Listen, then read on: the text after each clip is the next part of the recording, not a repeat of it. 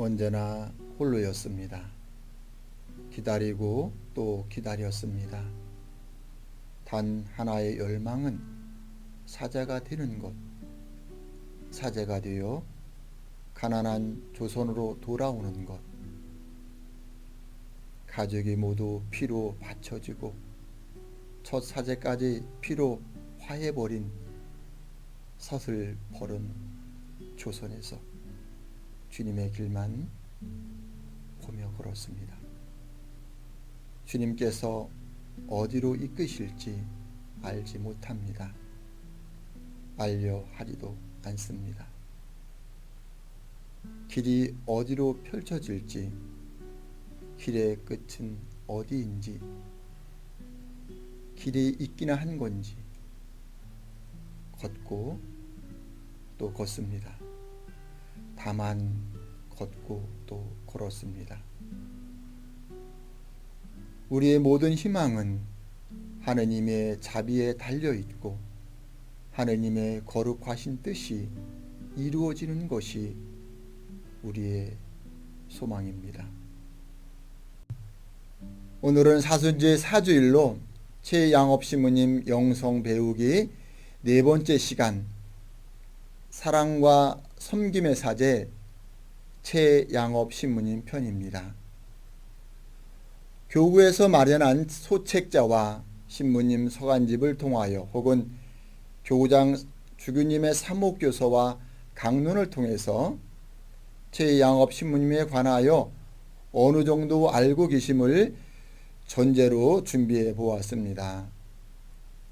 강론이라기보다는 신부님의 서관과 자료를 토대로 최양업 신부님에 대한 저의 묵상을 나눈다는 표현이 더 적절해 보입니다.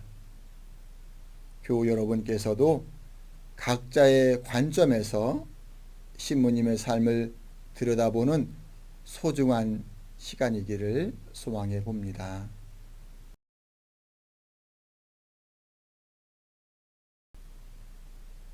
신앙보다는 세상의 생각이 더 힘세 보입니다. 그래서 사람들은 세상을 따르는 것이 미래가 보장되고 더 잘 살 수 있다 여깁니다. 천년을 살고 영원을 누릴 것처럼 부와 명예와 권력을 지향하며 세상의 마음에 들기 위해 노력합니다. 그래서 신앙이란 우리가 쫓는 부와 명예와 권력을 잘 쌓고 누리도록 복락을 가져다 주는 통로요, 부족이 되기를 바랍니다.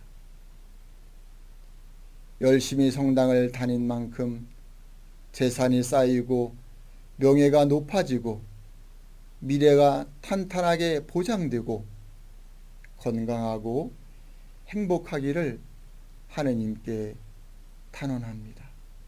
아니, 명령하는 듯합니다. 복락을 누리는 것이 신앙의 이유 같습니다. 우리가 주님하고 전면에 내세우는 호칭은 나와 나의 뜻을 잘 숨기기 위한 포장처럼 보입니다. 주님은 현세의 복락을 위한 부족이나 도깨비 방망이로 기능해 주기를 바랍니다. 이것이 우리가 말하는 신앙의 현 주소는 아닐까 하는 부끄러운 고백을 해봅니다. 그리스도를 믿는 교회는 이제 세상으로부터 집단 이기주의의 산실처럼 여겨집니다. 비난과 질시, 비웃음의 대상이 되기도 합니다. 어리석고 어리석은데 귀도 막고 눈까지 멀었기 때문입니다. 반성하지 않고 자신을 살펴볼 줄 모르기 때문입니다. 하느님이 온갖 어리석은 행위에 도피처가 되어가고 있습니다. 예수님을 믿는다 하면서 예수님을 짓밟고 예수님을 사유하고 있습니다. 나약하고 아니라고 타락한 신앙, 물신숭배로 전락한 종교, 우리 각자의 믿음이 교회의 믿음이 되어 그대로 드러납니다. 우리의 믿음은 건강합니까? 우리 공동체의 믿음은 건강합니까? 믿음의 안부를 묻습니다. 우리는 무엇을 믿고 어디로 가고 있습니까? 무엇을 사랑하고 무엇을 섬기고 있습니까? 최양업 신부님 탄생 200주년 앞에서 부끄럽고 초라하고 얄팍한 신앙생활의 근본에 대해 질문하려 합니다.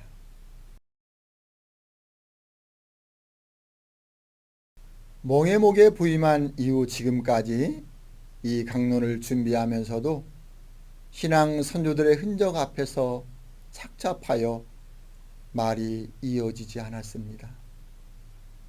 자주 생각이 멈춰버리고 말았습니다. 200년도 더 전 1787년에 복음을 처음 접한 최양업 신부님의 증조할아버지 최한일은 일말의 망설임도 없이 세례를 받았습니다. 이어 할아버지 최은주, 아버지 최경환, 그리고 최양업 신부님 사대는 한국 교회의 까딱꼼바와도 같았습니다. 신자들을 모으고 가르치고 기도하고 할 수 있는 모든 것을 다 하였습니다. 사회를 지배하는 가치관이 해결됐던 시대에 신분과 계급이 정해져 자유인이 평등인이 하는 인식조차 요원하던 시대에 가문이 와해되고 일가족이 몰살을 겪는 비참한 비극 앞에서도 우리 신앙의 선조들은 신앙을 위한 투신을 멈추지 않았습니다. 복음을 수호하기 위해 모든 것이 없어지고 죽어나가는 위험 따위 안중에도 없었습니다. 그분들의 후예인 최양업 신부님 또한 힘센 세상의 칼에 쓰러져 희망조차 없는 조선교회에서 오늘은 누가 죽고 또 오늘은 누가 죽었다는 전언밖에 들을 수 없는데도 사제가 되어 고국으로 돌아가는 열망밖에 없었습니다.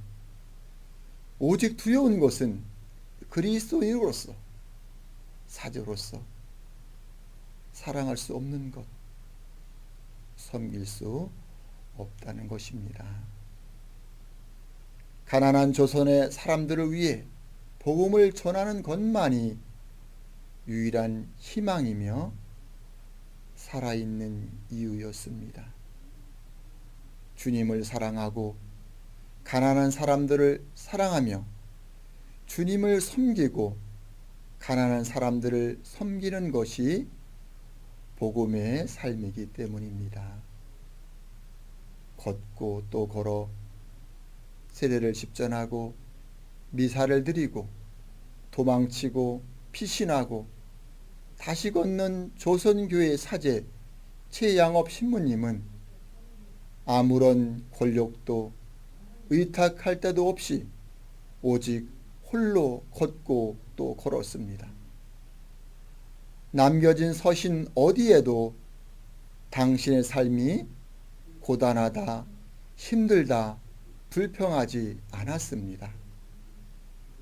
가난한 나라, 가난한 사람들의 참혹함에 대해 구제를 청했으며 교회의 종이 되어 오직 순종하며 전교하려는 열망밖에 없었습니다. 멍에 목숲을 걷고 또 걸어보았습니다. 고요한 정막에 잠겨보았습니다. 너무도 안락한 현대 교회에서 우리는 무엇을 신앙하고 있습니까? 무엇을 위해 투신하고 있습니까?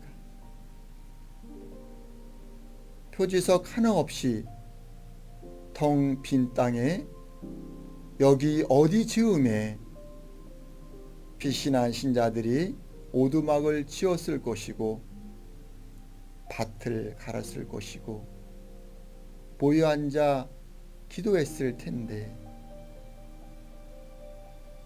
최양업 신부님이 세례를 집전하는 곳은 어디쯤일까? 시간을 거슬러 봅니다. 때가 차올라 다시 여기 이곳이 사제를 불렀습니다. 주님의 섭리는 죄인으로 지복되어 끌려가고 버려진 땅, 까맣게 잊고 묻혀버린 땅을 되살려 무엇을 사랑하느냐, 무엇을 섬기느냐 하고 묻습니다. 사랑과 섬김 없이는 불가능한 최양업 신부님의 묵묵한 걸음을, 그 고단함과 막막함을 새기고 또 새기게 합니다. 누군가를 위한 봉사가 나의 자랑이 되고 스펙이 되고 활동이 신앙의 목적이 되었습니다. 이름과 체면을 인정받는 곳에 나의 열심도 있습니다. 누군가가 알아주고 보상이 전제되어야 합니다. 이미 안락하고 모든 것이 갖춰져 있는 풍요로운 교회와 우리들은 더 많은 것을 갖기 원하면서 입으로는 사랑을 말하고 섬김을 말합니다. 무엇을 사랑합니까? 무엇을 섬기고 있습니까? 풍성하고 복된 교회가 있기까지 수많은 굶주림과 고문과 죽음이 있었습니다. 헌신과 굳건한 믿음과 순교가 있었습니다. 이제 근본으로 돌아와야만 합니다. 믿음의 근원이신 주님만을 바라며 오직 주님만이, 오직 복음만이 길 없는 길에 길을 내어줄 것을 알기에 다시 복음으로 돌아와야 합니다. 인류 전체가 바이러스로 인한 공포에서 자유롭지 않습니다. 비대해진 물질 문명 안에서 모든 것을 마음껏 누리던 사람들은 길을 잃어버렸습니다. 의류가 되고 안전장치가 되던 그 어떤 것도 안전하지 않음을 알게 되었습니다. 우리가 무엇을 사랑하고 섬기며 살았는지 돌아보아야 할 때입니다. 길 잃고 고통받는 사람들을 위해 근본으로 돌아와 다시 기도해야 할 때입니다. 주님,